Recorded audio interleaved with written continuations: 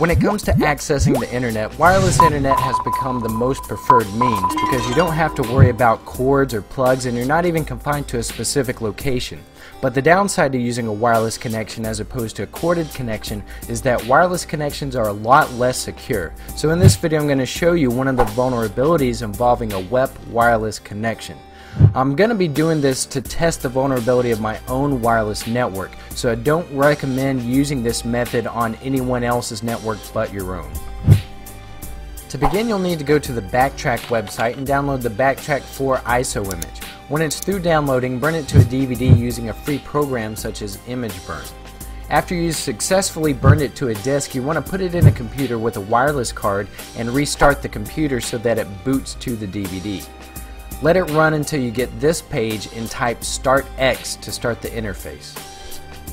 Your desktop should now look like this, and you want to go down to the taskbar and click on the command console icon to launch a command terminal.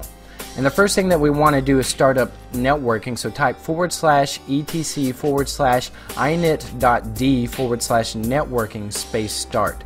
Next we want to set the wireless card into monitor mode, so type in airmon-ng and find out what your wireless card is called.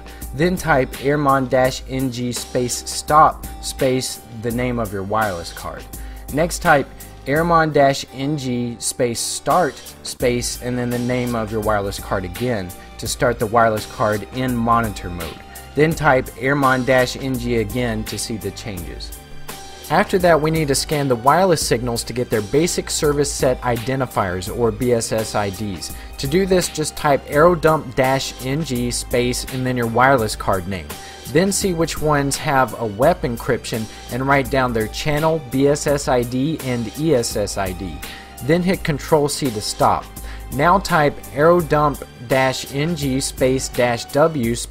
WEP -C then the channel number --BSS ID and then the BSS ID number and then your wireless card name, and this will link your wireless card to that particular connection. Now just leave that running and open up a new console and type airplay-ng -1 -0 -A the BSS ID number your wireless card's name, which will associate your wireless card with the connection so that you can transmit data.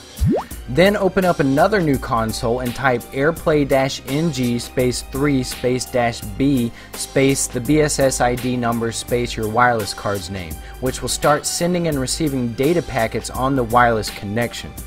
Now just bring up the first terminal console that we were using and watch the data column. You want this to run until the data amount hits at least 30,000, which will take about an hour or so.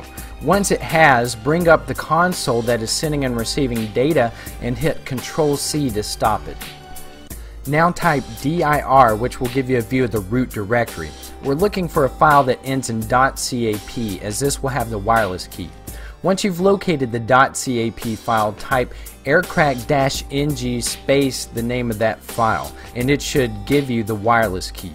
So now you see how easy it is to hack a WEP wireless network. My suggestion would be to use a stronger wireless encryption like WPA or WPA2.